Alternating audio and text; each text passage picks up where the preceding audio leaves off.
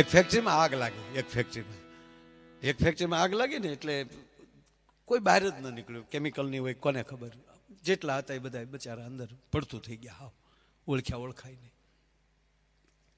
કંપનીનો માલિક સારો હતો. એ કે કાંઈ હોબાળો થાય પહેલાં આપણે મીડિયા સામે આવી જાય. એ આવી ગયા કેમેરા સામે અને મીડિયા ગળગળા છે. તમને જો આવી રીતે જાહેરમાં રોતા આવડી જાય ને તો તમે ઠેઠ સુધી પહોંચી શકો. ઘણા તો રૂમાલમાં કપૂર રાખે. લ્યો હાથ રૂમાલ હોય ને એમાં કપૂર રાખે. આમ રાખે તો દળ મિત્રો. આ કંપનીનો માલિક આવી ગયો કેમેરા સામે કીધું મિત્રો એ ફેક્ટરી નહોતી, અમારું ઘર હતું. એ મારા કર્મચારી નહોતા, મારા પરિવાર હતો. મને બહુ દુઃખ છે. એને જે કાયદેસર વીમો મળશે એ તો મળશે જ, પણ મારી કંપની તરફથી જેટલા એ જીવ ગુમાવ્યો છે એના પરિવારને 51 લાખ દેવામાં આવશે. તેની બાજુ ટીવી તો જોઈતું જ હોય. અમુકે તો કીધું પૈસા શું કરવા, અમારું ઘરનો સભ્ય વહી ગયો. પણ એક બેન તો ટક્કર લઈ ગયા. વાહ, 51 લાખ. ઓહો, એ ક્યારે એના ઘુઘુએ કોઈ દી 5 લાખ નહોતા આપ્યા, એને 51 લાખ. ઓહ, બેઠી કે જો આ કંપની વાળો ન કહેવાય બેન, ભગવાન કહેવાય. જરાય રૂપિયો વાલો છે, તને ધણી વાલો નથી ને તું રૂપિયા. આને ભગવાન કહેવાય બેન. જો આવા દયાળુ માણા કહેવાય. ભગવાન એની ફેક્ટરી હબ ઊભી કરે ને એ તમારા ભાઈની જગ્યાએ છોકરાને લઈ પાછો. બટ અહીંયા આવી તો હમાસાર આવે એમાં આ ફેક્ટરીમાં આગ લાગી, તાર બાપા પશુ હાથું કર્યું, પશુ પાકું કરવા કે હું ત્યાં ખોટી નથી જાતી ને રસ્તે. આ જે ફેક્ટરીમાં આગ લાગી છે તાર બાપા જતા એ જ તે. હા મમ્મી એ જ તે, એ જ છે. બટા હિંમત રાખજે બટા. હું છું મમ્મી, હિંમત રાખજે બસ, બીજું કાંઈ નહીં બટા. પછી કે તાર બાપાનો ફોટો લાવ, આગળ જરૂર પડશે. તો બોલે છોકરે ફોટો આપ્યો, ફોટામાંથી માખ્યું બે ને કાળા ટપકા થઈ ગયેલા. એ ફોટો લઈને પછી બેઠી સાફ કરતી હતી. હમણાં તમારા આત્માને સદગતિ કરજો, ચિંતા કરતા નહીં. માયાભાઈનો કીર્તિભાઈનો ડાયરો રાખશું. 51 લાખ. હવે એક બાજુ 51 લાખ મળવાનો આનંદ ને પતિનો જે એ પશુ હરખને દબાવો એમાંય રોવું, એ કેવું એને અઘરું થયું છે. ભગવાનની મરજી હોય એમ થાય. કોઈની હાથમાં દોરી નથી, ઈશ્વરના હાથમાં દોરી છે. એ તમે સમજો, જરાય ચિંતા કરતા નહીં. તમારા આત્માને સદગતિ કરજો. આમ કરતી હતી ને ત્યાં દરવાજે ટકોરા થયા અને બેને આમ ફોટા હોતા ઊભા થયા અને દરવાજો ખોલ્યો ત્યાં તો હામો ઘૂઘુ ઊભો માવો સોળતો હતો. ત્યાં તો હાથમાંથી ફોટો પડી ગયો.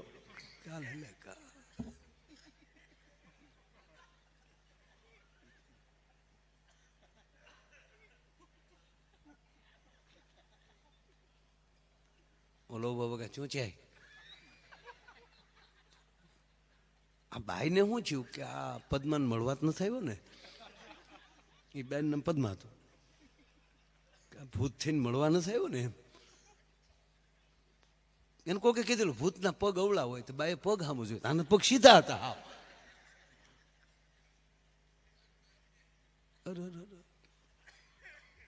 લાગે શું ચામું જો એટલે અંદર આવું.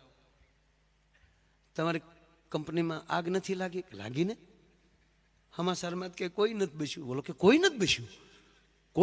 બાઈને પાછો હેરડો પીડ્યો. કોઈ નથી બેસ્યું. તો તમે કેમ આવ્યા હતા? કે હું માવો લેવા બહાર ગયો હતો. અને પછી જે બાઈ ખીજાણી, કીધું નહીં કહું માવા બેન કરો. પણ વ્યસનમાં બહાર નથી નીકળવું, કારણ કે માવો 51 લાખ નો થયો. સાહેબ એને હેત ન કહેવાય. ઓલો મહેમાન આવ્યા એટલે રસોડામાં જઈને કીધું કે સાંભળો છો કે આ મારો મિત્ર છે. તાકી પણ હું ક્યાં ના પાડું. મેં ક્યાં તમને પૂછ્યું કાંઈ કે પણ આમ જો આવ્યો તાકે ટાણે અવાય. બેન બોલ્યા ટાણે અવાય. હું આ ઠામડા ધોઈને જે બેઠી છું, આ અડધી રાત થવા આવી તારીમાં અટાણે અવાય. ને ઓલો મહેમાન સાંભળતો હતો. હા, રાતનો તો હાવ ટાઢો પોર હોય એટલે બધું સંભળાય. શમશીનો ખખડાટે સંભળાતો હોય તો આ તો પેલાનો અવાજ ન આવે. અરે કે પણ મારો મિત્ર છે. કે તારો મિત્ર વાત સાચી. હવે તારે કે વાળું બાકી, જમવાનું બાકી. એ કઈ બધું સવારે નાસ્તા રે વારા ઘડી કોઈ લોટ ન બાંધે.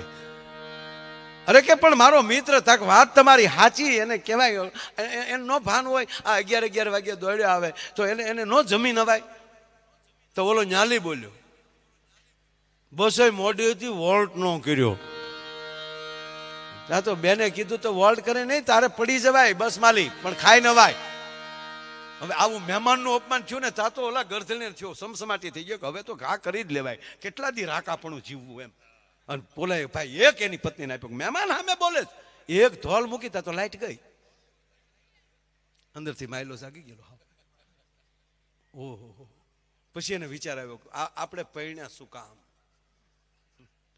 ઠપાટ મારીને લાઈટ વહી ગઈ. 15 મિનિટ પછી લાઈટ આવી તો બેન ખૂણામાં બેઠા બેઠા રડતા હતા અને એટલું બોલ્યા કે કોઈ દીની આજ પહેલી વાર તમારે સામું બોલી, એમાં 15 ધોલને 2 પાટું મારી. બોલો કે મેં તો એક જ ધોલ મારી, બાકીની ઝપટ મહેમાન કરી ગયો છો. બોલો એની વાતું ન રહે, એના કોઈ દી આશરા ધર્મ ન થાય સાહેબ. અને એમાંય સાહેબ હું કોઈ દિવસ જ્ઞાતિ વિશે બોલતો નથી, 18 વરણ મારો છે, પણ બાપુ મને ક્યારેક ક્યારેક એવું આવે કે શું આ હીરોએ માવું આપી છે સાહેબ. માં ભવાની જો એના દીકરાને ગણપતિનું શિરસેદ થાય તો ભવાની પણ મૂકી દેતા હોય, માં પ્રગટ થઈ જતી હોય, તો તમે કલ્પના તો કરો કે દેવાયત બોદરના આંગણે હોનબા રાણી કેવી હશે કે ઉગાને આંખ પર પગ મૂકીને વહી જાય સાહેબ. ભવાની કરતા એક ડગલું એ ભવાની એને શક્તિ આપી દીધી કે લે તારો ધર્મ છે આશરા ધર્મનો, પાળી લે, એકવાર દેખાડી દે. સપના ખરેખર. એટલે અમે અહીંયા હરિદ્વાર ગયા, 3 દી રોકાવાનું હતું. એટલે દિલ્હી પહોંચ્યો ને દિલ્હીથી દેહરાદૂનની ફ્લાઇટમાં બેસતો હતો ને કાકાનો ફોન આવ્યો. મને કે કેટલે? મેં કીધું બસ દેહરાદૂનની ફ્લાઇટમાં બેસીએ છીએ, 10 મિનિટમાં ઉડશે અને 30 મિનિટમાં ત્યાં ઉતર્યો, એટલે 40-45 મિનિટમાં અમે ત્યાં આવીશું. મને કે કાંઈ ચિંતા ન કરતા, બહાર ગાડી આ ધ્યાનથી સાંભળજો ને કે પેટમાં દુઃખ છે. પેટમાં નહીં, મગજમાં દુઃખ છે ઘણા. એમ હાલે લે તમે બહુ હારા થાવ ને તોય ઘણા થાય. એમ મારો દીકરો ત્યાં પોગી ગયો, એમ કાલ ગુલ્ફી વેચ દો મારો દીકરો. ખરેખર આ જે વસ્તુ છે ને એવું ન કે તેને એટેક આવી જાય પાછું. એટલે આ વાત એવી છે. હા તમે જોજો, અમી તમે જોવો તો ખરા ઘડી. એટલે મેં કીધું તમને કે કાંઈ ચિંતા ન કરતા, બહાર 2 ગાડી તમારી રાહે ઊભી છે, માણસે ત્યાં છે, તમારા સંગીતવાળાની તમારી ગાડી બધું છે. એટલે મેં કીધું પણ કાકા જોજો, મેં કીધું 3 દી રોકાવાનું છે, એટલે પાછું પ્રોગ્રામ તો પમદી છે, તો 2 દિવસ પહેલાં મેં કીધું હરીફરી કાંઈ ખોટા સેલ્ફીના કાંઈ જાહેરાતમાં મને કે જાહેર કર્યું જ નથી, તમને નોખા જ એક અલગ રિસોર્ટમાં રાખ્યા છે, એટલે ત્યાં કોઈ આપણું જે મિત્રો આવ્યા છે એ કોઈ ત્યાં નથી, એટલે કાંઈ ચિંતા ન કરતા. હું સારું. ટૂંકમાં આવી ગયા ને અમે રિસોર્ટે પહોંચી ગયા. જો ને રાતે બરોબર હજી જમવાની તૈયારી કરી, 8 વાગેલા અને રામદેવ બાબાનો ફોન આવ્યો. ક્યાં છો? હરિદ્વાર. મને ખબર પડ્યો છે, આવું ગુજરાતી બોલે, મને ખબર પડ્યો છે કે માયાભાઈ આવ્યો છે. ક્યાં ઉતર્યા છો? ભાઈ મને કે ત્યાં ઉતરાય, અહીંયા આપણું પતંજલિ આખું છે. ગાડી લઈને આવ્યા, મને લઈને વયા ગયા. અહીંયા તો લઈ ગયા. 9:30 આયુર્વેદિક વાળું કર્યા, બાફેલું બાફા વગરનું. મેં કીધું આની હાટું મરી જવાય, બાકી આવું ખાઈને જીવવું હોય તો હોલ્ડરમાં આંગળી નો ભરાવી દઈ. આંબળાનું શાક ને જવના રોટલીઓ. મેં કીધું આ જવનું બીજું બને, રોટલી ન બને, એમાં ધ્યાન દેવરાવો ને. મોરબીમાં ઘણા બનાવે, એટલે જવની રોટલી જો એમ. એ આયુર્વેદિક વાળું કર્યા, 11 વાગ્યા સુધી સુખ દુઃખની વાતો કરી, 11 વાગે સૂઈ ગયા, 5:30 વાગે જાગ્યા, 5:30 થી 6:30 યોગ કર્યા. એને જેમ વળ ખાધા મેં હમ હુપ હુપ હુપ હુપ.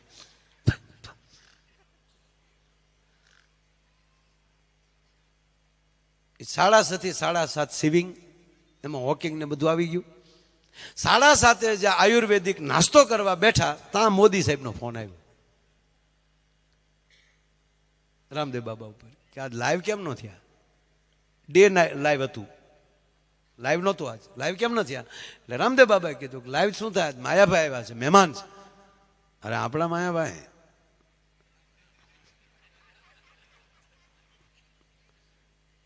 કે હા બહુ સરસ, શું કરો છો? નાસ્તો કરવાની તૈયારી. નાસ્તો કરેની માના હું આવું છું. હવે વડાપ્રધાનને આવતા શું વાર લાગે, તરત હુકમ થઈ ગયો. 45 મિનિટ અમે બેઠા હતા, દેહરાદૂનથી ફોન આવ્યો, એટલે લાઇજેનિંગ જે કરતા હતા કે સાહેબ દેહરાદૂન ઉતરી ગયા છે, 20 મિનિટમાં સાહેબ પતંજલિ પહોંચે છે. ત્યાં મારે જગાઈ ગયું, ત્યાં હું જાગી ગયો.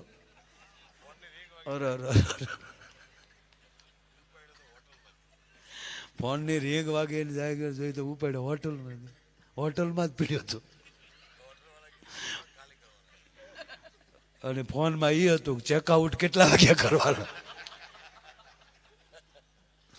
કીર્તિભાઈ મેં ઓશિકાને ઢીકા માર્યા કે એક 20 મિનિટ હુવા દીધો હોત તો તારા બાપ ભેગા ન થઈ જાત.